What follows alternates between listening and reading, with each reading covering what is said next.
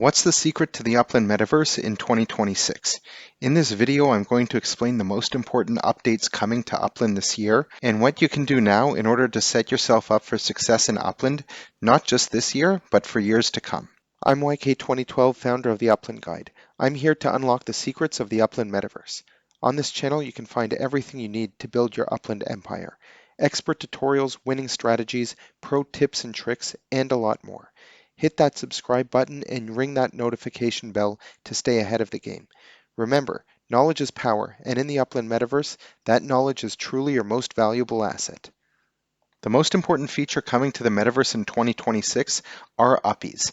It's not just their introduction that makes it so important, but everything else that is coming along with it that ties into the whole concept of Uppies that really brings Upland to the next level. These Uppies are becoming an integral part of Upland's game loop, and I'm going to break down exactly what that means. The big change already started with the introduction of residents, where you can now see on the map how many residents are living in each neighborhood and each city. This makes it extremely transparent, not only through the map, but also through Upland census. We can start to see some metrics as to how Upland defines a successful neighborhood. Successful neighborhoods are the ones who are able to attract more residents to their neighborhood. A big part of attracting these Uppies has to do with constructing service structures, which will influence the Uppies to come to that neighborhood, and also through residential structures, because once they're there, they're going to need to find a place to live.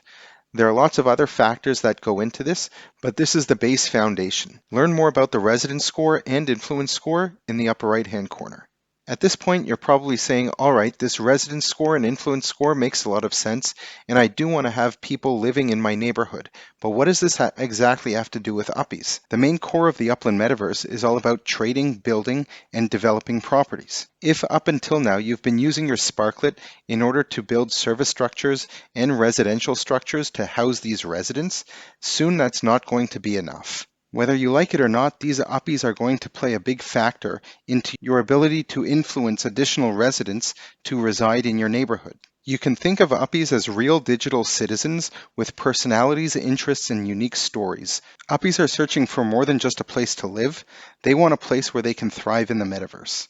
Before I talk about how to mint these Uppies, it's important to discuss what you're going to do with them once you own them. You will be able to employ your Uppies at your service structures. Similar to the way in which you place properties in a property collection, you will be able to place specific Uppies at a service structure in order to work there. While it's tied to that property and that service structure, you will receive a boost to your influence score. As you can see, there are different levels to these Uppies, and Uppies that have higher levels will increase the boost to that influence score. Now you can start to see how this game loop takes shape. Build residential and service structures with your Sparklet in order to attract residents to your neighborhood. Employ your Uppies at the service structures in order to increase your influence score, thus attracting more residents to the neighborhood, requiring the need for more service structures and residential buildings. It's not just about wash, rinse, and repeat.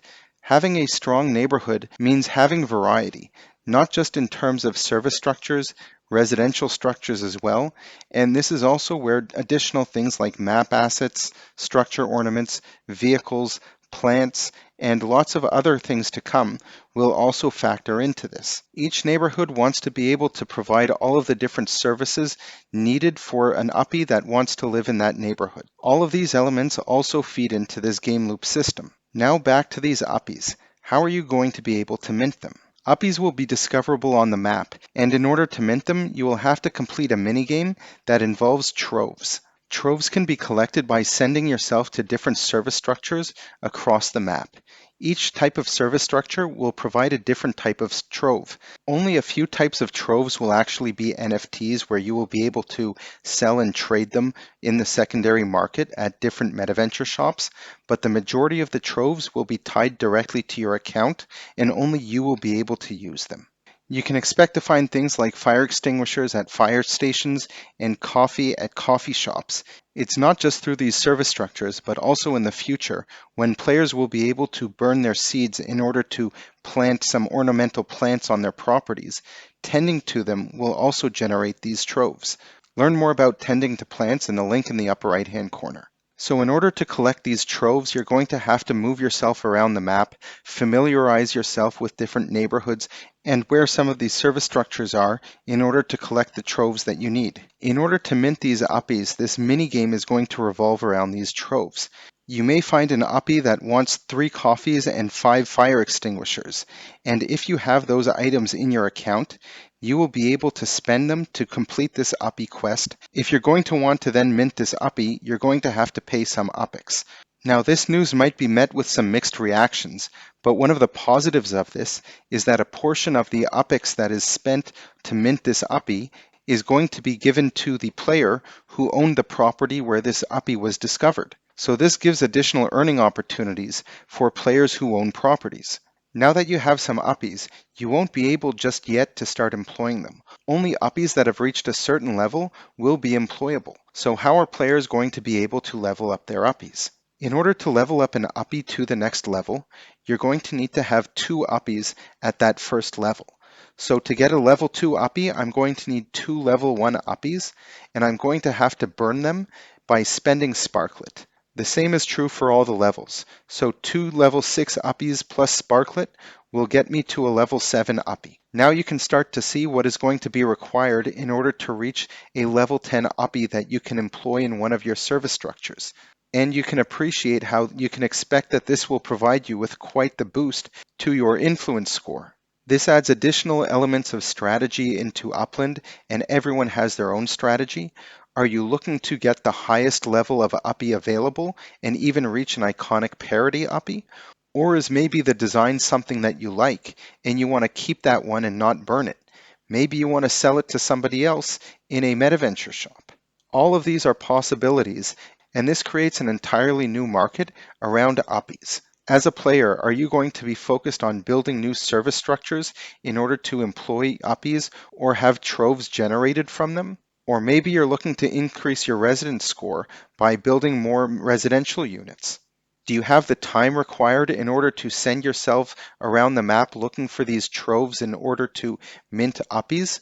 Or are you someone who has the Uppies where you're willing to purchase these Uppies from Metaventure shops? Do you have Sparklet in order to spend in order to level up your Uppies to higher levels? Are you primarily looking to employ your Uppies or obtain one of these coveted iconic parody Uppies? At the end of the day, there isn't a single player that can do all of these effectively.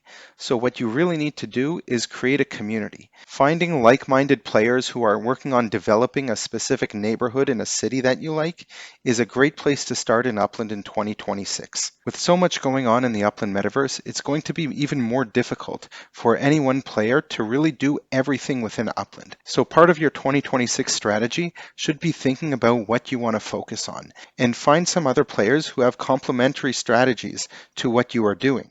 Working as a team is always better than working as an individual. And don't forget that Upland is first and foremost a social game. There's a ton more information about Uppies in these upcoming videos, and if you have any questions, you can reach out directly to me in-game. I'm YK2012, or leave a comment below.